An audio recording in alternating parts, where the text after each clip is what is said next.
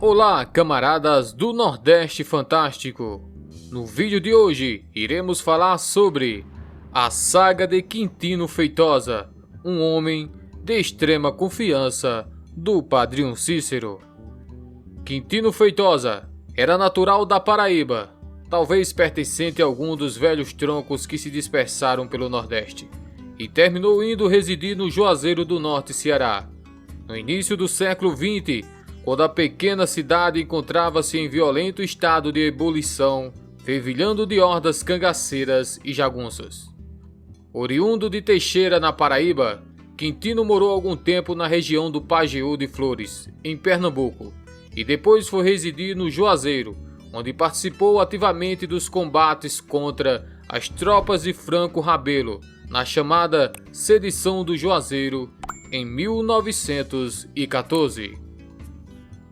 A participação de Quintino na Guerra de Sedição do Juazeiro lhe conferiu grande notoriedade, em particular por ter comandado a Trincheira das Malvas, perto das residências de Floro Bartolomeu e do Padre Cícero, na qual repeliu heroicamente o avanço de uma das tropas rabelistas, comandada por Lourenço Ladislau, durante o segundo ataque feito ao Juazeiro.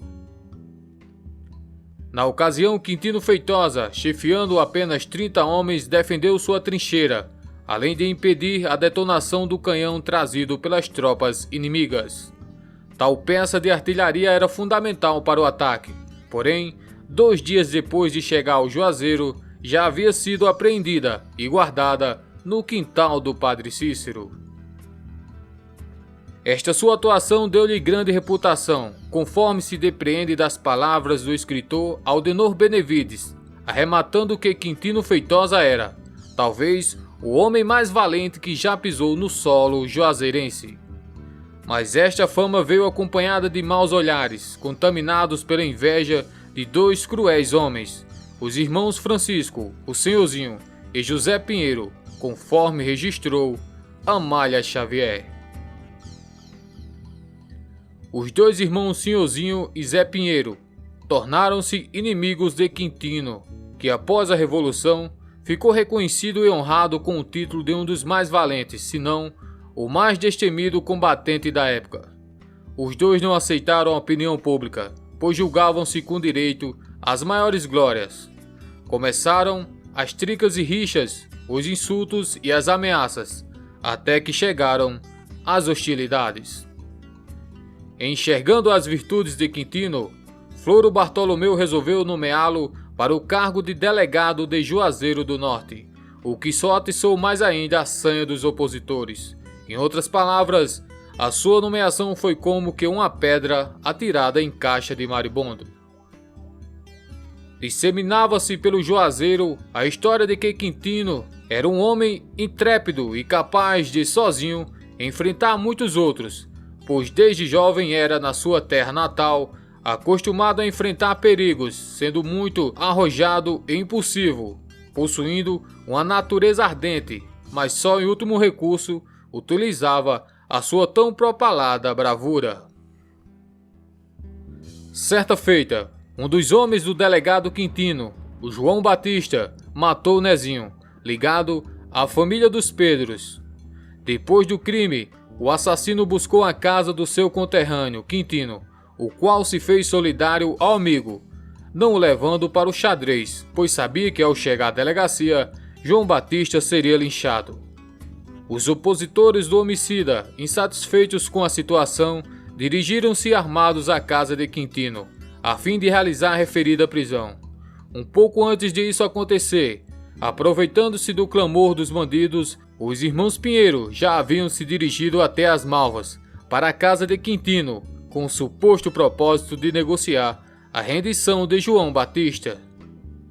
Conta-se que quando um desses irmãos alcançou as portas da casa de Quintino, este se dirigiu a Francisco Pinheiro, senhorzinho, dizendo que não queria brigar, e o mandou ir embora, pois que ele, com aquela disposição ali sozinho, era porque eu estava bêbado ou louco, e que ele, Quintino, não queria brigar nem com um e nem com outro, que fosse então chamar o irmão e os companheiros.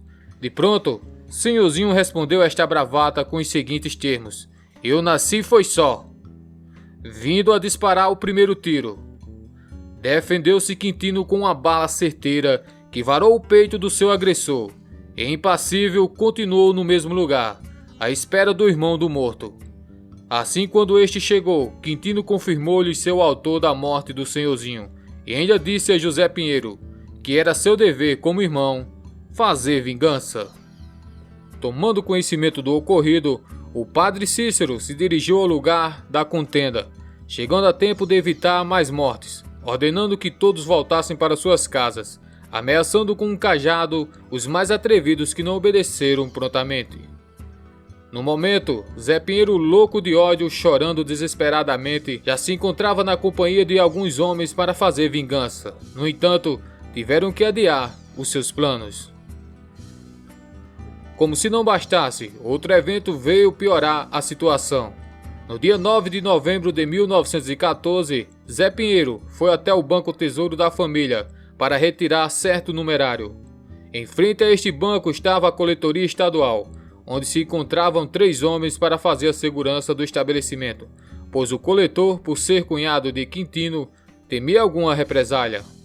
Dessa forma, Zé Pinheiro, ao sair do banco, quase recebeu um tiro disparado por um desses defensores da coletoria, que assim agira por conta própria, talvez em razão de uma provável inimizade. Não demorou, e no mesmo dia voltou Zé Pinheiro com os seus cabras, atirando contra o prédio da coletoria, que foi invadido e depredado. Depois disso, aproveitaram o ensejo e marcharam para as Malvas, lugar em que residia Quintino.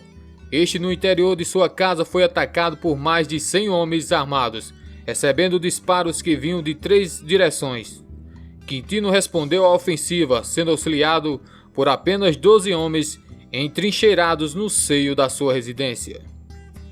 Durante o combate, por 2 vezes faltou munição para Quintino e seus homens, momento em que um cabra seu, de nome Amaro, um rapazinho de 18 anos, oriundo do riacho do navio Zona do Pajeú, pulou uma das janelas e em seguida rolou no chão enquanto atirava, a habilidade que causava admiração até mesmo aos seus inimigos. Então voltou o rapaz para o interior da casa, trazendo as balas.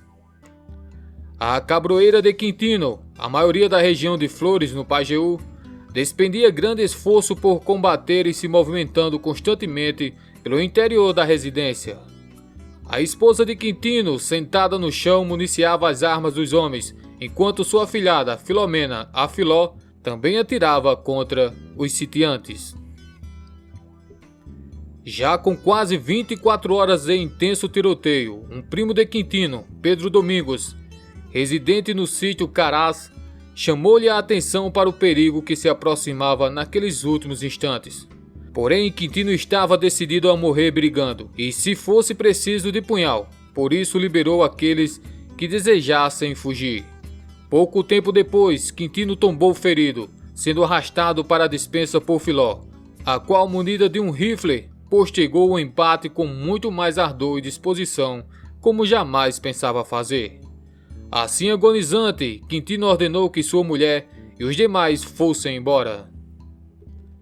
Quando Zé Pinheiro invadiu a casa, Quintino já estava morto, mas mesmo assim o cruel ainda disparou sua arma contra o cadáver, que era temido mesmo depois de morto. Em seguida, o corpo de Quintino foi arrastado por uma das pernas até a frente da casa e apunhalado por Zé Pinheiro, a ponto de ficar irreconhecível. Este, não satisfeito, decepou o lábio superior do defunto usando uma faca de 2 palmos de lâmina, jogando o pedaço extirpado dentro de um bornal junto com as balas. O crânio de Quintino foi esmigalhado com as coronhas dos rifles, de forma que o corpo só pode ser reconhecido através do dedo da mão direita, que era torto por um penarício. Para completar, Zé Pinheiro, reproduzindo uma cena macabra, bebia nos bares usando o pedaço do lábio do Quintino como tiragosto, submerso num copo de cachaça. O triste espetáculo, regado a sangue e carne, era seguido de gargalhadas sinistras de Zé Pinheiro, que se aproveitou da ausência de Floro Bartolomeu e do Padre Cícero para promover tão lamentável ação. Porém, meses depois, em Alagoas, o truculento Zé Pinheiro também foi assassinado por gente do seu próprio grupo, tendo seu corpo sofrido as mesmas ações macabras ao qual fez ao corpo de Quintino. Essa foi mais uma história que o canal Nordeste Fantástico trouxe para vocês. Se você não é inscrito no canal, se inscreva. Se gostou do vídeo, deixa seu like. Valeu e até a próxima!